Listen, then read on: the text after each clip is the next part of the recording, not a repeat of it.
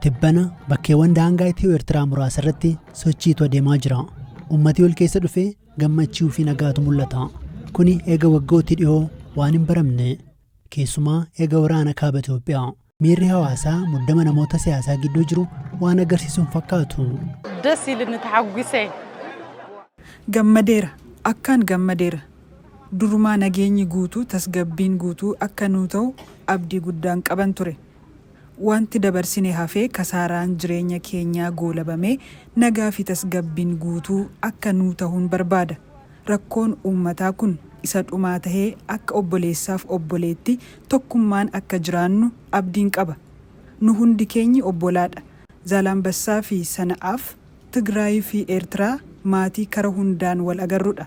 Maatii keenya hundaaf nagaa fi gammachuun guutuu akka nuu ta'uun hawwa. Magaal Zaalambeessaa jiraadha. Garuu achi buqqa'ee Adigraat jiraadha. Amma Zaalambeessa dhufu kiyyaa fi guddoo gammade. Gammachuun keen guutuu akka ta'u barbaada. Ijoollee fi maatiin gaaf wal argine arguu barbaada. Gar maatii kootti deebi'ee jiraachuu barbaada. Adigraat keessa ijoollee 5 qabadhee waggaa 5 darbanii fi jireen suukanneessaa keessa jiraachaa ture.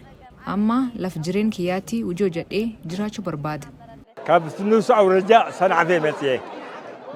Ani bulchiinsa Suluus Sana'aaf irraan dhufe. Dhugumaan nagaa kana barbaadaa fi eeggataa turre. Amma nagaan waan dhufeef baay'ee gammadeera. Yeroo dheeraadhaaf kan eegaa turre. Nagaa jechuun uummata jechuudha. Haala kana akka carraa gaariitti yoo fudhanne uummanni Tigraay fi Eertiraa obbolaa waan taaneef wal gargaarree akka jiraannu abdiin qaba. Sochii wal keessa deemuu kun garuu beekamtii mootummaa federaalaa Itoophiyaan ta'uun isaa hin beekamu. Kanaaf eenyutu duuba jira? Sochii wal keessa deemuu kun torboonota muraasa darbaniif bakkeewwan akka Iroob, Marab yookiin Raamaa akkasumas Zaalambassaatti mul'ateera. Fakkeenyaaf Zaalambassaatti dhiyoo sagantaatu ture. Bakki kun waggaa 4 dura lolli kaaba Itoophiyaatti erga dhalatee booda muddama siyaasaa uumameen daangaan cufamee ture. Gaafa dilbataa hawaasa gama lamaaniin jiraniin daangaan kun banamee jedhamee jiraattonni yeroo wal arganitti nagaa fi araaratu mul'ate. Jaarsolii fi abbootiin amantaa magaalaa Zaalambassaa bakka jiranitti maatii fi firoonni irra deebii wal arganiiru. Kunis hawaasi daangaa addunyaan adda ba'an yeroo walitti dhufan miirri addaa akka itti dhaga'amu taasiseera. Erga waraanni kaaba Itoophiyaa xumuramee waggoonni kan darban ta'ullee daangaan sun sababamuu fi mootummoota biyyoota lamaan gidduutti uumameen cufamee tureera. Sababa kanaaf jiraattonni Zaalambassaa miidhaa diinagdee fi hawaasummaa hamaa keessa turaniiru. Kaan qeerraa buqqaanii buufata baqattootaa keessa jiru. Booda keessa garuu waan haaraatu mul'ate. Fakkeenyaaf naannoo Zaalambassaatti hariiroon jijjiiramaa uummata biyyoota lamaanii gidduutti sochiin daldalaas jalqabameera. Uummata afaan tokko dubbatuu fi daangaarra jiru eenyutu nutti fide? Eertiraan erga walabummaa ishee argattee waggoonni 30 darbanis hariiroon biyyoota lamaanii garuu muddamaan kan guutamedha.